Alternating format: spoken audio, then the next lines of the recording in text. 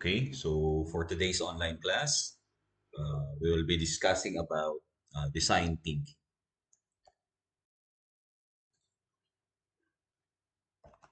So, design thinking, uh, this is the process of learning how to create customers' personas and to quickly generate lots of ideas, then quickly decide on what idea is to be tested. Okay, so why design thinking? Currently, new product introductions are very risky and the failure rate is high. So, according to Harvard Business School professor Clayton, there are over 30,000 new products introduced every year and 95% fail. So, napakataas nung failure rate of introducing new product. So, as your activity last time was to see or identify opportunities based from given methods or processes to identify opportunities. So after identifying opportunities, of course, as a technopreneurship, gusto nating makagawa ng solution or ng innovation that has value on it na willing mag-pay yung mga target end users natin. But again, sabi nga, introducing a new product, ang failure rate nito is 95%. That's why we need to know design thinking. Okay? So sabi dito, 72% of new product and service innovations fail to deliver on expectations. So napakataas pa din, no? Ibig sabihin nito, the deliverables or yung expected output ng customer mo which is willing to pay ay hindi niya nakikita doon sa innovation or product na ginagawa or na output natin. Why?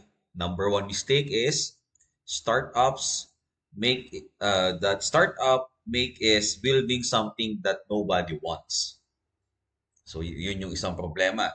Sabi ko nga there is a bias pagdating sa part ng innovator or for example sa inyo as a programmer na we tend to see na ang ginagawa natin is perfect and it will fit as a solution or an innovation to those problems that we have identified.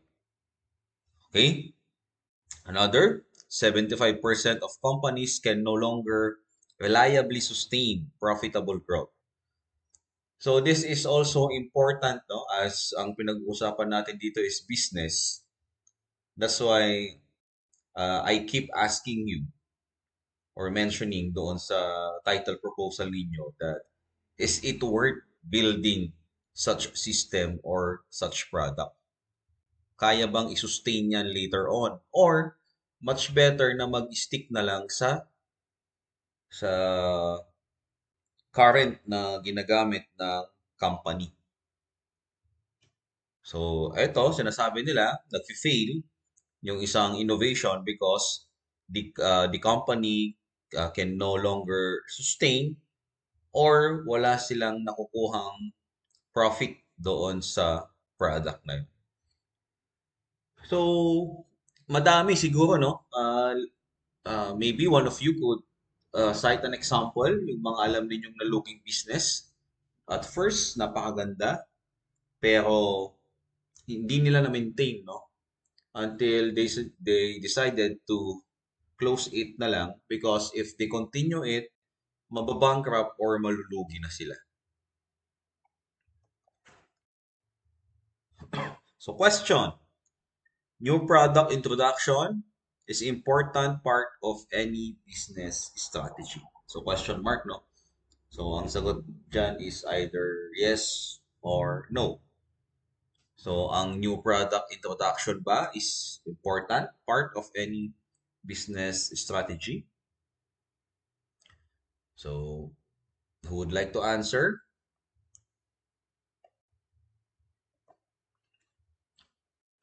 So, again, what is actually design thinking? So, design thinking is understanding end users' need better in order to discover the real problems. If you notice, no, kung may mga pamangkin kayong mga maliliit pa, for example, nasa 5 or 6 years old or even younger, ito yung mga bata na magtatanong, bakit bakit mo pinalamig yung tubig? Pag may sinagot ka, alam ba, para masarap inumin or mas madaling inumin. Ang sasagot ulit ng bata is bakit? No? Unending bakit. Okay? So actually, that is applicable, no? Pati sa setting natin in design thinking or in capstone or in finding the root cause of a problem. Sa sa isang seminar na na-attendan ko sa data analytics, ang sabi nila is you at least ask 5 levels of why para malaman mo yung totoong problem nung na-encounter ng user. Okay? So kasi pag tinanong mo bakit mahirap gawin, so sasagot yung user kasi ganito. So again, the next time na nandun ka sa situation na yon, you ask it again 4 times. Kompletuhin ninyo yung 5 whys. You'll be surprised, makikita ninyo yung uh, root cause or makikita ninyo na may external factor pala na nagko-contribute doon sa problem na na-experience nila. And it might be that solving that external problem will best put a stop on that experience problem kaysa sa ang sinosolve mo lang is yung pangalawa or pangatlong level ng why na nalaman mo doon sa ini-interview mo. Okay? So design thinking is a human-centered approach to problem solving and innovation. Human-centered, ibig sabihin, nakafocus tayo sa target customer. When we say customer or end user, these are people that are willing to pay something doon sa product na i-offer natin sa kanila. It also applies the creative tools of design to deliver new breakthroughs or disruptive innovation. If you notice, again, may tatlo tayong circles dito or domains: user desirability, technology feasibility, and business viability. Ang lagi nating target is yung nasa gitna. Ibig sabihin, yung ipoprovide natin has some elements of those 3 domains. Okay? First, user desirability. Yung end product ba natin, na gagawin natin, yung innovation natin, are you sure na merong gustong gumamit? Hindi lang gustong gumamit, but willing to pay for that product, service, or process. So kung meron, that's good. Second thing is it technology feasible? Ibig sabihin, yung current technology ba na kakailanganin to do or to use that innovation is present, no? So, mahirap namang gumawa ka ng innovation tapos yung gusto nga nung target user mo, kaso hindi nila kayang gawin kasi nga wala silang technology to execute that or to use that innovation.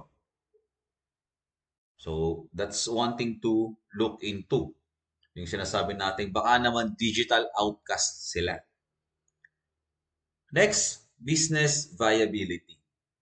Of course, nagpapagod ka na nga lang, may innovation ka, may target clients ka, yun nga, could it generate profit later on? So, yun yung kailangan iniisip natin, okay, sa technopreneurship. Another thing is, we should shift our perspective. So, in design thinking, kailangan baguhin natin yung perspective natin. If you still remember our last topic, ang sinabi natin ni Gestalt, bakit ang hirap makita ng mga totoong opportunities? Ang sabi kasi natin is, we only see what we would like to see. And because of human experiences, ang sinabi natin last time. So again, to see the bigger picture, kailangan mag-step back tayo at baguhin natin yung perspective natin. So ano ba yung typical approach?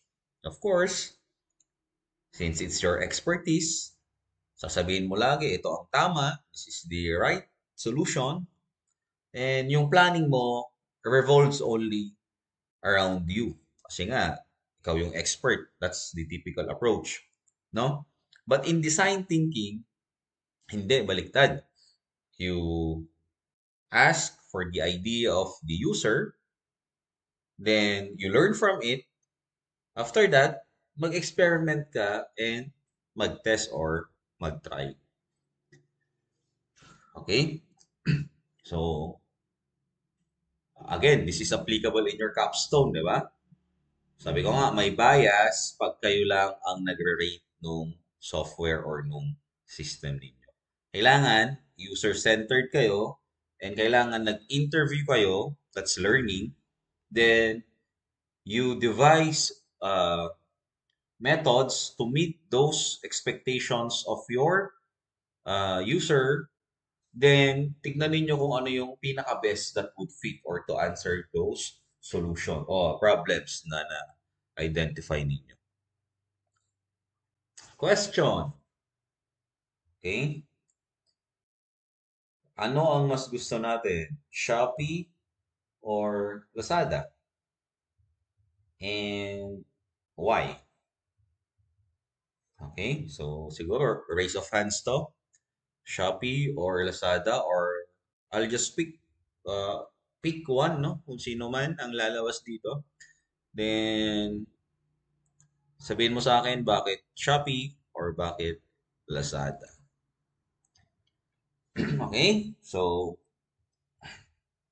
in design thinking, we do the following, no? We see new opportunities consistently, connect deeply with customers, transform insights and data into actionable ideas, create and implement new solutions with business impact faster and more effectively. So ano yung mga ginagawa natin dito? We redesign products and services. Again, that's innovation. Reimagine our customer experiences. Previous lesson natin, sabi nga natin, ang perfect example ng customer is you yourself. Kasi magaling kang magreklamo, di ba? Next, we enable digital transformation. Fit na fit sa IT kasi, di ba? Digital natives, we provide digital solutions. You know how to create websites, web systems, and so on. Then, we are going to pursue breakthroughs and disruptors. So, design thinking is a mindset. So, only after we have enough understanding do we build and launch. Ang problem kasi sa atin is we have an idea, we've generated an idea. Ang ginagawa natin is nagbi-build agad tayo, then we launch. Tapos, aasa na lang tayo sa feedback. So, sa design thinking, kailangan idea muna. If we have an idea, we are going to the target customers and ask them so that we could learn. Hindi agad-agad magbi-build tapos magla-launch. Okay? So, what will happen kasi pag may idea ka, nag-build ka agad, tapos linunch mo. So, mas madaming setbacks yan later on kasi yung feedback ng customers mo, doon pa lang papasok at the end. Tapos, yung nasayang na time or nasayang na tawag dito, mga resources mo, since nag-launch ka agad, di ba? Uulitin mo ulit yon. So, meaning, mas madaming resources ang masasayang. So, to understand it more, you could click the link, Design Thinking at Apple, and watch the short video. Another, beside from design thinking as a mindset, design thinking is also could be considered as a framework. So, ano ba yung framework? Again, this is a pattern kung paano natin siya gawin or i-put into action. First, discover, design, and deliver. Under discover, we should understand the ends in insight. So, empathy. Ibig sabihin nito, nakikipag-empathize ka sa target customers mo. Then, after doing so, you could define your objectives. Okay? So, pag may defined objectives ka na, that way, you could create no, many ideas, that is ideation. Then, you could select which among those ideas would be best. Then, that idea will be converted into prototype. So, if you notice, no, walang launching muna. Gawa muna tayo ng prototype para ma-minimize yung cost and resources natin. So, after prototype, yan, go back to our end users, ipatest natin sa kanila yung final product natin or yung output natin. Kung okay na sa tingin ng mga target clients natin, that will be the time that we are going to launch our product or output. So, paano ba yung empathy? No? So, sa empathy, you interview. You interview. Ang problem lang dyan is, kailangan you are aware of data bias. No? Yung data bias, yung gathering of data, kailangan, I don't know if you have discussed this in your database management or information management. No? May sinasabing data bias, may mga types yan. So, an example of data bias is, if you're going to, if you would like to, for example, know if the smell of this perfume is good or bad. Tapos, ang tinanong mo lang is out of the population, panay lalaki, walang babae. So, misrepresented or underrepresented yung babae. So, meaning, oo, may nakuhang data telling na mabango yung pabango. Pero, is it reliable? Kasi nga, ang tinanong mo lang is panay lalaki. So, there is a bias on that. Okay? So, again, that's in another subject, no? But yun yung concept nun. Another is you create proto-personas. Oh, by interviewing, di ba? You identify kung sino yung mga i-interview ninyo, yung mga possible na gagamit. Baka naman kasi mamaya, panay bata lang yung in-interview ninyo, ganitong age bracket lang. E paano naman yung mga gagamit na mas mataas? So, in here, you could see, no? Tatanungin mo kung ano yung frustration niya. Ayan, 25 years old, single. Kasi magkakaiba tayo ng perspective in life. No? Magkakaiba tayo ng perspective in life. But again, if that is to be considered as a stakeholder, di ba? Pag sinabi nating stakeholder, anything that is affected by the product or the innovation. So again, you create proto-personas. You could do this, no? Mas maganda pa din pag nag-interview kayo. But again, pag kulang sa time, minsan ang ginagawa natin is we act as one. We empathize.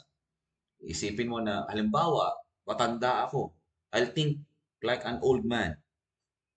I'll think like a senior citizen. Gugustuhin ko ba tong system na to? Maliliit masyado yung font. Ganito yung color combi. Diba? You create proto-personas. Next, we define, no? So, HMW. So, how might we? Okay? So, descriptive solution-oriented, optimistic, generative, and not prescriptive, collaborative, and inclusive. Okay? So, those are how might we statements. So, how? So, how, ibig sabihin, assumes that solutions exist. So, provides the creative confidence. Sabi nga nila, in every problem, there is a solution. Okay? Sabi naman ng iba, there are no problems, only situations. Okay? Next, might. So, we're looking for what's possible. They may work or not. The intent is to learn. Okay? Diba sa unang slide, sabi natin, 95% fail. Ang laki, no? Ang laki ng failure rate. So, yung might, sabi nga dito, they may work or not. The intent is to learn. Then, sa HMW, we build on each other's ideas. Yan, avoid bias. Find creative solutions together. Ano yung together? Ikaw at saka yung mga stakeholders natin. Okay? Or possible customers that are willing to use and pay for that product. So, paano ba dapat? Dapat sakto lang. For example, sabi dito, avoid questions which are too big or abstract. And avoid questions which are too specific or narrow. Yung sakto lang. Huwag yung masyadong general at huwag din masyadong specific na parang sinasabi mo na kung ano dapat yung isagot niya sa'yo. Example, ito, the Philippine government leads the work to end extreme poverty. So, how might we tackle poverty? It's very general, no? Abstract. Ang broad ng ang broad ng tanong na yan. Dami mong pwedeng isagot. How might charities support parents in poverty to teach kids to read? Ayan naman, medyo ano na yan. Too specific. So sinasabi na natin dyan na, sinasabi mo na dyan na kailangan magturuan yung mga bata para magbasa to end poverty by their parents. So ano yung parang medyo sakto lang? This is, how might parents in low-income communities ensure children thrive? Ayan, so instead of being specific na turuan magbasa, yung isa naman too broad, ang sinasabi naman natin dito sa gitna is paano natin paano yung mga low income parent nasa community na masigurado nila na magpo-prosper, magiging maganda yung activities nung mga anak nila.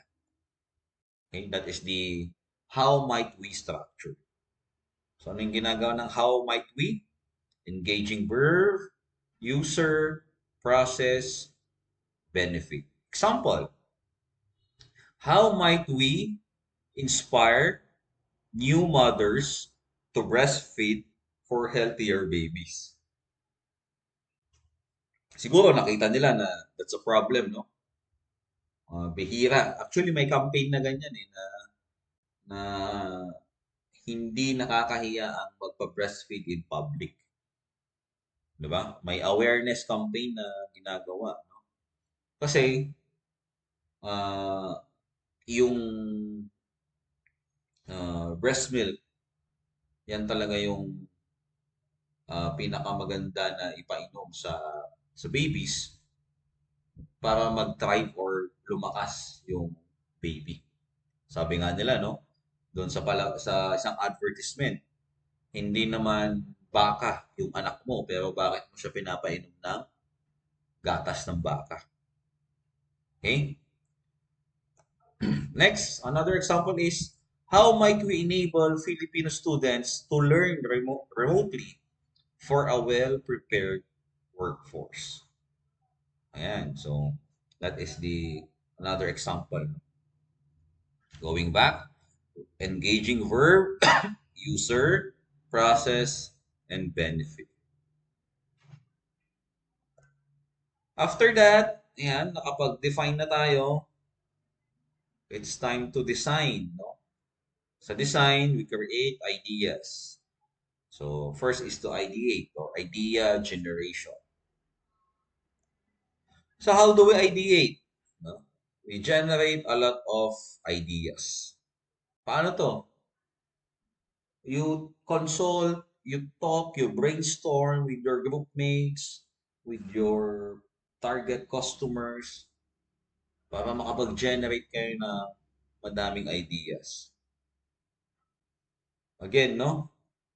Pag ikaw lang kasi ang nag-iisip, pag one-man team ka, yung perspective mo towards that project is very limited.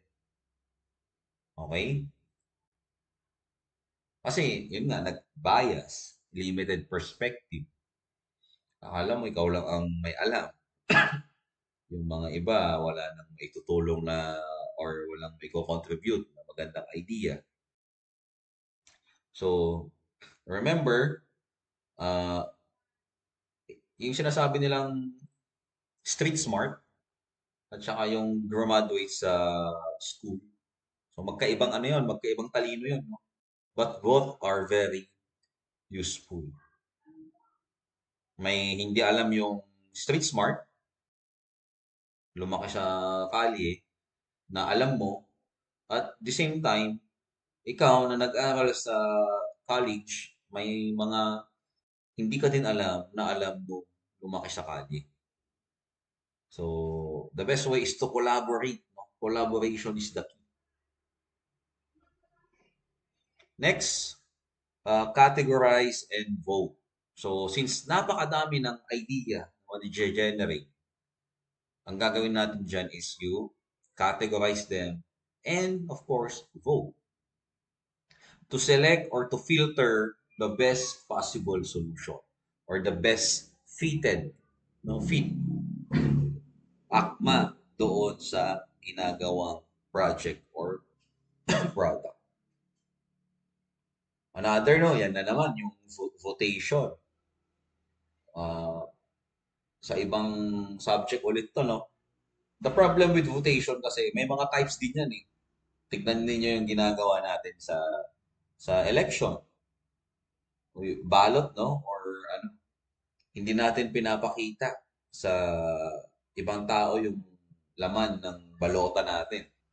Because yung mga tao kasi they could be easily persuaded na apektuhan yung judgment or yung decision making nila. O di ba? Yung iba, kahit gusto si Lenny noon, Kaso lahat na nasa bahay nila, barangay nila ay Marcos kasi daw Ilocano, di ba? So napilitan na siyang mag-vote as Marcos na din. Naririnig ko nga noon kasi sa isang voting precinct may nag-vote ng ng Lenny. May mga comments pa na nagtanga mga ato yun. Sino na talaga to tagayan tayong bimotos kini Lenny. Mga traidor, parang ganun, no? So again, in voting, kailangan proper approach din ang mangyari para makuha mo yung tamang result. After that, you now create your prototype. Prototype lang. Pag sinabi natin prototype, maliit. Hindi full blast. No? Pag nag-full blast ka kasi, naku po, again, the chance of introducing a new product or innovation sa market has a high failure rate. Kaya bago mo gawin yon, prototype lang muna, maliit lang to be safe. So how do we do prototypes? Alam na alam ninyo to, storyboard, ginagawa to sa ibang subject ninyo. Storyboard, physical spaces, ayan, mag-recreate kayo. Or yung ginagawa natin sa mobile app, no? Ano ang itsura na home screen, anong itsura na ganitong screen, ano yung itsura ng display. Ayan. So, you do prototypes. Then, you present or test them to your target clients. Diba? So, if you present them, ayan, gather ka ulit ng bagong idea kasi may feedback sila and titignan mo kung possible bang i-integrate ito para magkaroon ka ng better version of that product which lead you to a higher percentage of success pag in-introduce mo na yung bagong product na yun. Okay? So, I suggest, no, I'll be uploading questions based from the design thinking at Apple video. So please go to YouTube and watch this video so that you could answer the follow-up questions later on in this topic, design thinking. So that ends our lecture. I'll see you on our face-to-face meeting.